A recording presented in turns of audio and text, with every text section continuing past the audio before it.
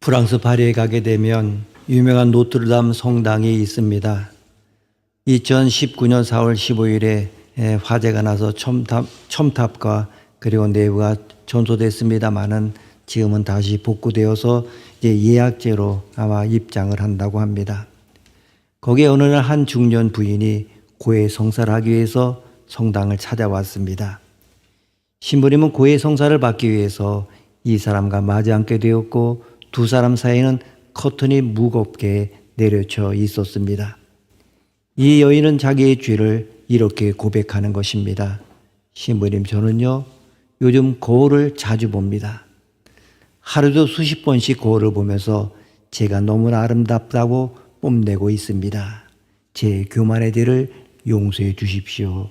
이 말을 듣고 그 신부님께서 커튼을 잠깐 올리고 난 다음에 이 여인을 한번 힐끗 쳐다보고는 신부님이 이렇게 말했습니다. 부인, 안심하십시오. 그것은 죄가 아니라 착각입니다. 그러니 마음 편하게 돌아가시기를 바랍니다. 여러분, 자기를 안다고 하는 것은 그리 쉽지가 않습니다. 안다 하면서도 제일 모르는 게 자기 자신입니다. 그런데 문제는 자기 자신을 알려고 하는 노력을 하지 않습니다. 왜 그렇습니까? 내가 나를 잘 안다고 생각하기 때문입니다. 바로 여기에 모순이 있습니다. 그래서 자기를 알려고 하는 노력을 전혀 하지 않습니다. 누가 뭐래도 나는 나를 안다고 하는 거기서 착각이 오는 것입니다. 특별히 하나님 앞에서 자기 자신을 바로 살펴야 되는데 그만 하나님 앞에서의 자기 정체성을 잊어버리고 다른 사람과의 관계 속에서 무의식적으로 서로를 비교하며 하고 상대하면서 자기의 현주소를 점점 모르게 된다고 하는 것입니다. 다른 사람과의 관계 속에서 나를 알려고 하다 보게 되면 내가 누군지, 내가 무엇을 하고 있는지, 내가 지금 얼마나 위험한 시점에 있는지, 내가 얼마나 끔찍한 생각을 하고 있는지, 지금 내가 어디로 떨어지고 있는지 그것조차도 모른다고 하는 것입니다. 모른다는 데 문제가 있습니다. 우리는 하늘을 쳐다보아야 됩니다. 주님을 보아야 됩니다. 자기를 똑바로 바라보아야 하는 것입니다. 여러분, 사람을 보는 생각과 사람을 생각하는 생각을 고도해야 합니다. 거기에 매여 있는 동안에는 하나님이 보이지 않습니다. 아니, 내 자신을 볼 수 없게 됩니다. 우리가 에덴 동산을 깊이 생각해 보면 그것은 제1의 원죄의 발상지입니다. 제 원인이 되는 죄, 그 원죄, 에덴 동산의 원죄는 하나님에 대한 불신, 하나님의 말씀에 대한 불신앙이었습니다. 이것이 원죄의 뿌리입니다. 오늘 본문에 나타난 이 이야기는 제1원죄가 있습니다. 이 제2의 원죄는 바로 시기와 질투입니다. 여러분, 이건 죄의 원인이 되는 죄입니다. 에덴 동산에서 하나님께서 아담을 부르십니다. 아담아, 아담아, 내가 어디 있느냐? 이렇게 찾으십니다. 근데 오늘 본문의 근거가 되는 창세기 4장을 보게 되면 가인아, 내 아우가 어디 있느냐? 이렇게 묻습니다. 아담하고 물을 때는 너는 누구냐라고 이렇게 묻는 것이고 내 아우가 어디 있느냐 하는 것은 바로 인간 관계를 묻고 있는 것입니다. 이웃 관계, 형제의 관계를 말합니다. 문제는 질투와 시기입니다. 다른 사람과 비교하는 것입니다. 여기서 마음의 눈이 흐려집니다. 자기도 못 보고 하나님을 못 보게 됩니다. 히브리서 11장은 굳건한 믿음으로 인생을 살았던 성경 속의 수많은 인물들을 전시해 놓은 명예의 전당이라고 할 수 있습니다. 이 전당에 등장하는 첫 번째 인물이 바로 아벨입니다. 성경은 믿음으로 아벨은 가인보다 더 나은 제사를 드렸다고 말하고 있습니다. 제사를 요즘 말로 풀게 되면 예배입니다. 결론부터 말하자고 한다면 믿음으로 사는 첫 번째 표지가 예배의 성공입니다. 어떤 예배를 드렸기에 아벨은 믿음에서만큼은 우리에게 등대와 같은 역할을 하는 것입니까? 창세기 4장에 나온 예배 현장을 살펴보게 되면 인류가 하나님 앞에 최초의 예배를 드리는 광경을 기록한 대목입니다. 창세기 4장 1절에서 7절 말씀, 창세기 4장 1절에서 7절 말씀 우리가 읽습니다. 아담이 그의 아내 하와 동침함에 하와가 임신하여 가인을 낳고 이르되 내가 여호와로 말미암아 득남하였다 하니라. 그가 또 가인의 아우 아벨을 낳았는데 아벨은 양치는 자였고 가인은 농사는 자였더라. 세월이 지난 후에 가인은 땅의 소산으로 제물을 삼아 여호와께 드렸고 아벨은 자기도 양의 첫 새끼와 그 기름으로 드렸더니 여호와께서 아벨과 그의 제물은 받으셨으나 가인과 그의 제물은 받지 아니하신지라. 가인이 몹시 분하여 안색이 변하니 여호와께서 가인에게 이르시되 내가 분하여 하면 어찌 됨이며 안색이 변하면 어찌 됨이냐. 내가 선을 행하면 어찌 낯을 들지 못하겠느냐. 선을 행하지 아니하면 죄가 문에 엎드려 있느니라. 죄가 너를 원하나 너는 죄를 다스릴지니라. 아멘. 이것은 중요한 역사의 현장입니다. 우리는 이 본문에 대하여 수십 차례의 설교를 드렸고 성경 공부도 해왔습니다. 누가 어떤 해석을 했느냐 하는 것은 중요하지가 않습니다. 중요한 것은 성경 자체가 어떻게 말하고 있느냐고 하는 것입니다. 우리는 순수하게 성경만 놓고 보아야 합니다. 먼저 아벨의 제사는 어떤 제사였고 가인의 제사는 어떤 제사였고 왜 아벨의 제사는 받아들여졌고 가인의 제사는 거절되었는지 성경이 어떻게 증언하는지 봅니다. 우선 성경의 객관적이고 역사 문법적인 정보는 이렇습니다. 가인은 농사는 자였고 아벨은 양치는 자였습니다. 오늘날 두 사람이 하나님 앞에 제사를 드렸습니다. 당연히 가인은 농산물로 제사를 드렸고 아벨은 양으로 제사를 드렸습니다. 그런데 가인의 제사는 거절되었고 아벨의 제사는 기쁘게 받아들여졌습니다. 그렇다면 동물의 피를 흘려 희생적인 제사를 드려야 하는데 가인은 피 흘리는 희생이 없는 제사를 드렸기 때문에 하나님이 받지 않으셨고 아벨은 피 흘림 있는 제사를 드렸기에 하나님이 기뻐 받으셨다라고 해석할 수 있습니까? 이런 해석이 과연 타당합니까? 먼저 스스로에게 이런 질문을 해봅니다. 하나님은 직업을 차별하십니까? 혹은 농사짓는 사람이 농작물로 제물을 삼는 게 이상합니까?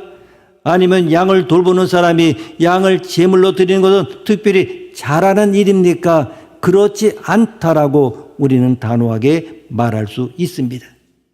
그렇다면 전통적인 해석에 따라서 피가 있고 없고의 차이가 제사를 받아주거나 거절하는 기준이 될 수 없습니다.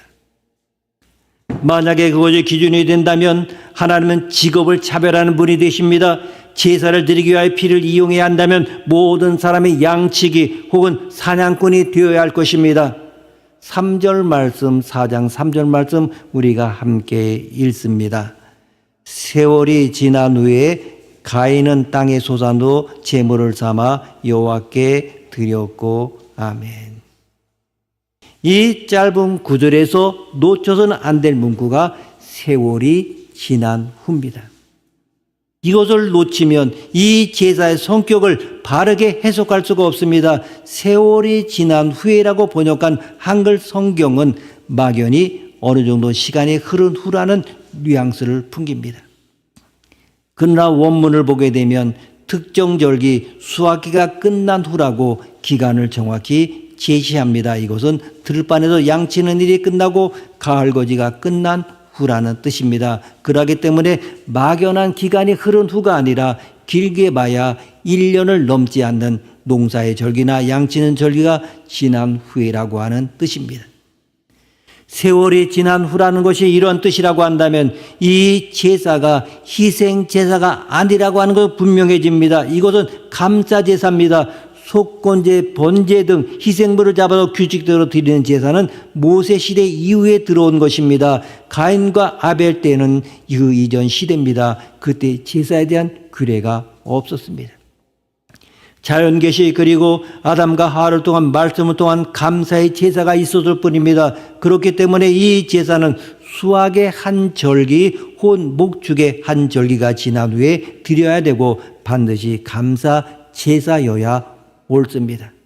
그렇다면 하나님께서 가인의 제사를 거절하시고 아벨의 제사를 기쁘게 받아주신 이유는 제물 그 자체에 있는 것이 아니라 제물을 드리는 태도에 있다고 결론을 내릴 수가 있습니다.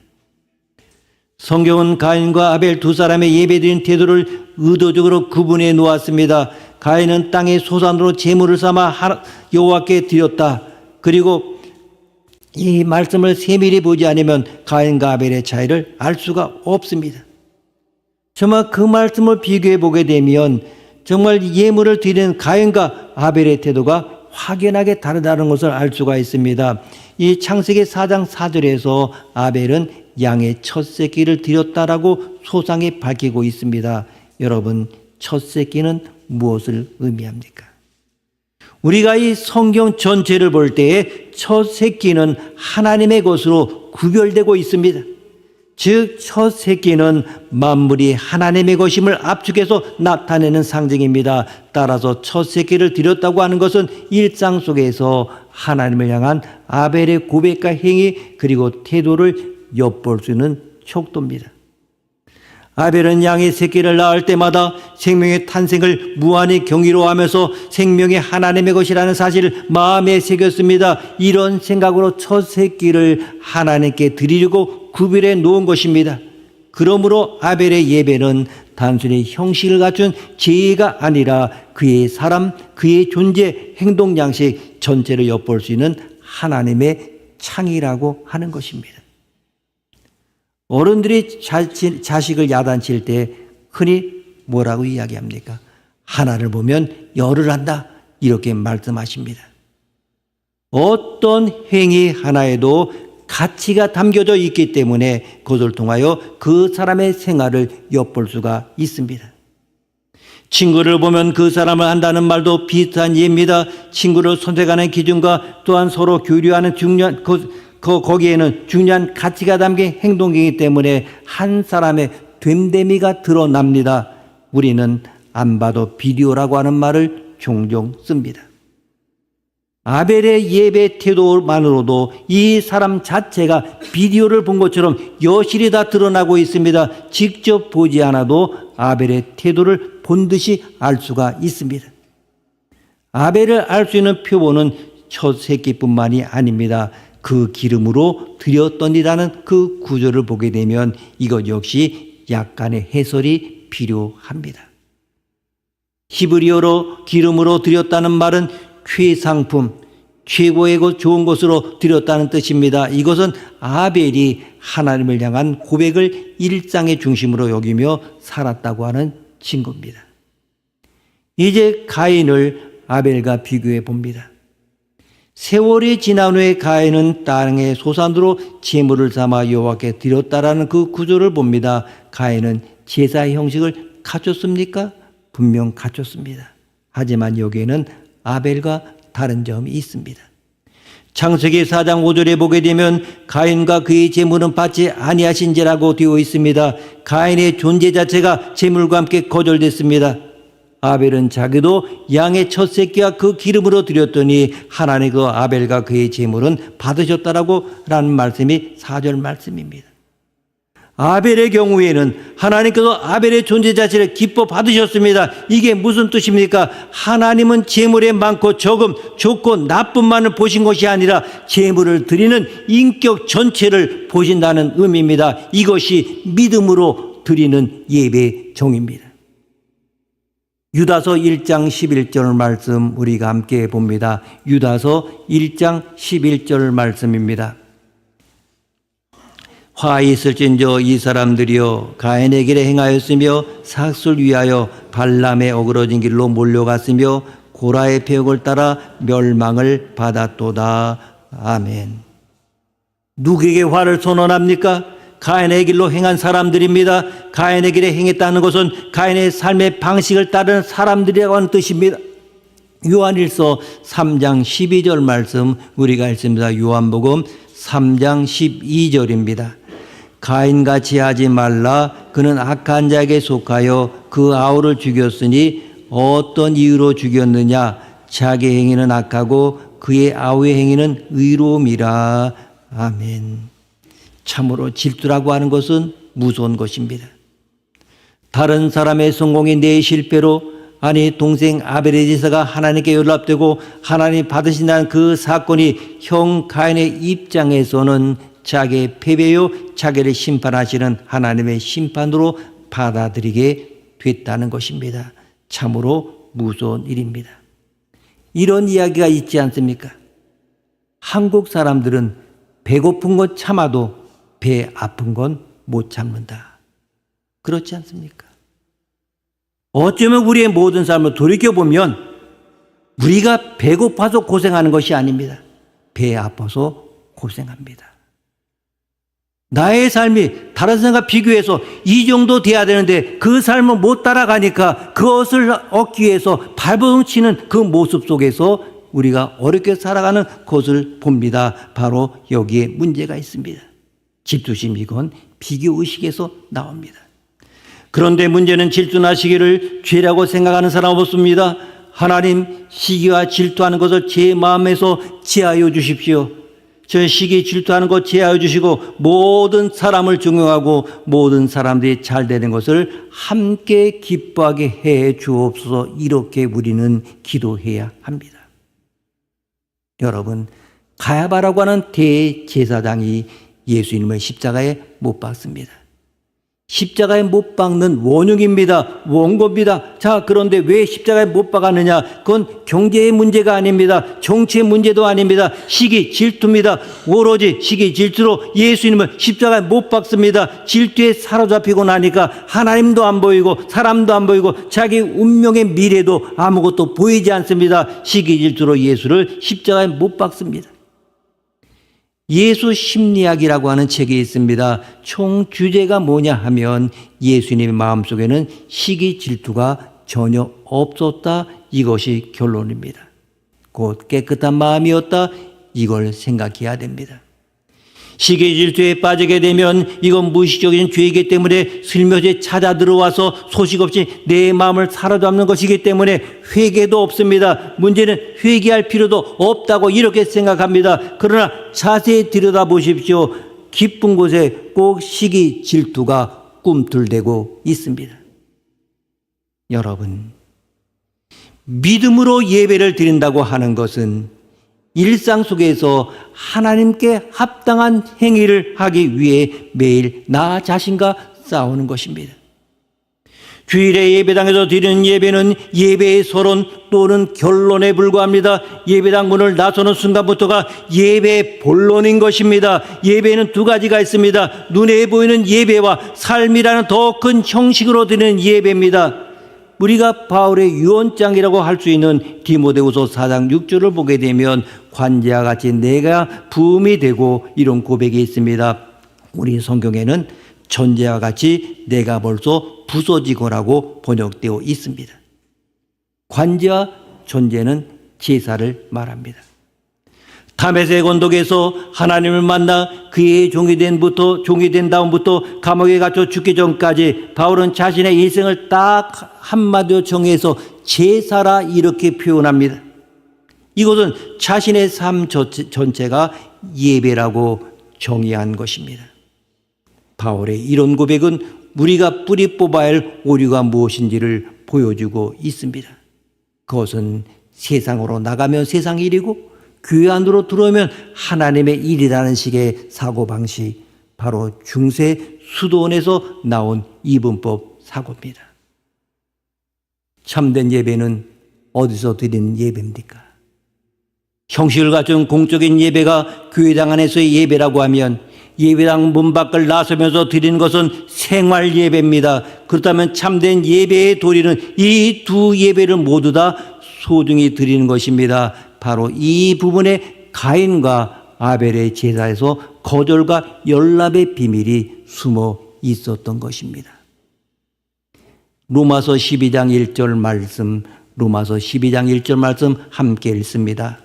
그러므로 형제들아 내가 하나님의 모든 자비하심으로 너희를 권하노니 너희 몸을 하나님의 기뻐하시는 거룩한 산 제물로 드리라.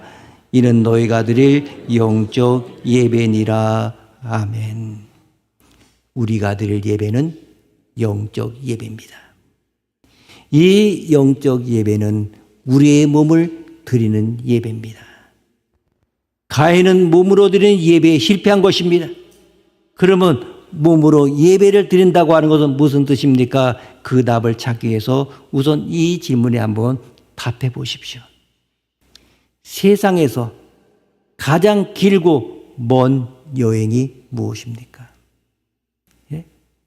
세상에서 가장 길고 먼 여행이 무엇입니까? 바로 이 머리에서 가슴까지 오는 여행입니다.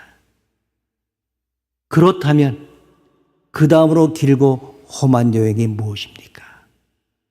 이 가슴에서 발까지 가는 여행입니다. 세상 사람들이 예수 믿는 사람들 향해 자주 쓰는 조롱하는 말이 있습니다. 그것이 무엇입니까? 저들은 말만 잘해, 입만 천국 갈 거야. 그것은 우리가 말은 잘하는데 말한 대로 살지 않더라는 속뜻을 품고 있습니다. 이 가슴에서 발까지의 여정은 생각하고 말한 것을 행동으로 옮기는 일이고 오늘날 우리가 가장 실천하기 어려운 것입니다. 가슴에서 발로 가는 여정을 제대로 실천한 일이 곧 몸으로 드리는 예배의 열쇠입니다. 결론적으로 몸으로 드리는 영적 예배는 삶의 중심과 현장이 전체적으로 드려지는 예배입니다. 이것이 바로 믿음으로 드리는 예배입니다. 우리가 주일에 모여서 드리는 공적인 예배는 이 영적 예배를 주목하게 하는 서론입니다. 우리가 달력을 보게 되면 일요일이 주말이 아니라 한 주간이 시작되는 첫날입니다. 그날 예배를 드리는 것은 예배가 일주일의 삶의 서론이기 때문입니다. 예배당을 나서는 그 순간부터 예배 본론을 시작해야 합니다. 양을 치는 생업의 현장에서 아벨은 이러한 정신과 고백을 행동으로 옮겼기 때문에 첫 새끼와 기름진 것을 드리는 형식을 갖춘 것입니다. 그러하기 때문에 아벨은 형식에만 치우친 예배자가 아닙니다. 우리는 그 형식에 하나님을 향한 온전한 마음과 행동이 담겨져 있다고 하는 것을 기억해야 합니다. 그럴 때에만 예배가 예배자와 함께 온전히 하나님께 연락이 되는 것입니다. 예배 시간마다 감격을 맛보는 성도가 있고 매주와도 별다른 은혜를 느끼지 못하는 사람이 있습니다. 무엇이 이런 차이를 만듭니까? 전쟁이 벌어진 그 상황을 한번 예로 들어봅니다. 적군과 치열한 격전을 치렀습니다. 이제 상당한 부상을 입고 싸우다가 살아남았습니다. 본대로 복귀하면서 전우를 만났습니다. 너 살았구나. 너 어떻게 살았니? 하면서 감격의 눈물을 흘릴 것입니다. 이것이 바로 우리의 공적인 예배입니다. 주일마다 이것을 확인해야 됩니다. 이 세상은 격전지입니다. 고해입니다. 여기서 살아온 전우를 보면 감격이 들끓는 것입니다. 예배에서 만난 형제자매는 같은 철학과 고백을 가지고 오직 대장 되시는 예수 그리스도를 쫓아온 동지들인 것입니다. 그래서 우리는 서로를 미워하거나 험담할 수가 없습니다. 진짜 생사를 걸고 싸우고 온 병사들끼리는 주일에 다른 이야기를 할 수가 없습니다. 그저 서로 격려하고 위로하는 일 외에는 아무것도 할 수가 없습니다. 제2차 세계대전이 한창일 때 영국 정부는 온 국민이 존경하는 윌리엄 템플 감독에게 전쟁 공포에 떨고 있는 영국 국민에게 위로의 메시지를 해달라고 부탁했습니다. 역사적으로 중요한 시기에 템플 감독은 전 영국 국민들에게 라디오 메시지를 이렇게 하고 있습니다. 국민 여러분, 지금은 우리가 다른 어떤 때보다도 전능하신 하나님께 예배해야 할 때입니다. 지금이 바로 예배해야 할 때입니다. 하나님의 교회가 상처받고 신음할 때 하나님의 사람이 빛을 잃을 때가 예배할 때입니다. 세계가 전쟁과 테러와 갈등 가운데 고통당하고 있을 때가 예배할 때입니다. 자연과 환경이 신음하고 하나님과 만든 동물과 식물이 죽어갈 때 우리는 예배할 때입니다. 예배는 하나님을 높이는 행위입니다. 예배는 하나님의 얼굴을 바꾸시는 일입니다. 예배는 하나님께서 귀를 기울이시는 행위입니다. 토미 테니는 어떤 것도 열정적인 예배만큼 하나님의 마음을 움직일 수 있는 것은 없다고 했습니다. 하나님의 사람을 찾으신다면 어떤 사람을 찾으시겠습니까? 무엇 때문에 찾으시겠습니까? 하나님은 예배 때문에 사람을 찾으십니다. 하나님은 예배자를 찾으십니다. 구약에는 두 천사가 아브라함을 찾아와서 소돔과 고모라의 멸망을 예고합니다. 이 두 천사는 다시 소돔에 가서 롯의 집을 찾아갑니다. 천사들은 롯에게 소돔과 고모라의 멸망을 예고하고 가족들과 함께 떠날 것을 일러줍니다. 천사들은 의인을 구하려고 소돔에 찾아온 것입니다. 신약에는 천사가 가이사라의 고넬료를 찾아갑니다. 그는 경건하고 하나님을 경외하고 구제에 힘쓰고 기도하는 사람이었습니다. 천사는 고넬료에게 요빠에 머물고 있는 베드로를 청하여 오라고 하였고 베드로가 와서 고넬료의 집에서 말씀을 전하였습니다. 하나님은 경건한 자를 찾으십니다. 천사가 세상에 내려왔을 때마다 의인을 찾습니다. 경건한 자를 찾습니다. 진실한 자를 찾습니다. 왜 그렇습니까? 이런 사람들이 하나님을 경외하는 사람들이고 하나님을 섬기는 자들이기 때문입니다. 우리는 예배와 말씀으로 힘으로도 치료받아야 합니다. 그리고 나서 다시 예배의 본론 세상 속으로 나아갈 수 있습니다. 아벨의 제사는 바로 이런 특성을 보여주고 있습니다. 우리는 아벨과 동일한 믿음으로 바른 예배를 드려서 예배와 함께 모든 인격과 활동이 하나님께 기쁘게 받아들여지는 값진 일상의 예배자가 되어야 합니다. 사람이 행복하기 위해서는 5가지가 즐거워야 한다고 합니다. 첫째는 눈이 즐거워야 합니다. 두 번째는 입이 즐거워야 합니다. 세 번째는 귀가 즐거워야 합니다. 네 번째는 몸이 즐거워야 합니다. 다섯째는 마음이 즐거워야 합니다. 예배는 우러러 하나님을 보면 눈이 즐겁고 찬송하면 입이 즐겁고 말씀을 경청하면 귀가 즐겁고 교회에 오고 가면 몸이 즐겁고 성도가 서로 교제하면 마음이 즐겁습니다. 예배야말로 사람을 가장 행복하게 하는 것입니다. 참 예배를 드리는 것만으로도 사람은 충분히 행복할 수 있습니다. 주일마다 마음이 흥분되고 즐거움이 살아나고 새로움이 샘솟습니다. 저는 여러분이 교회에 들어오시는 모습만 보아도 설렘이 있고 기대가 됩니다. 하물며 하나님의 마음이겠습니까? 하나님은 사람보다 더 설레고 더 크게 웃고 계실 것입니다. 예배받기를 즐겨하시고 예배받으시려고 우리를 구원하신 하나님은 참으로 예배하는 자를 찾으시고 예배하는 자를 행복하게 하십니다.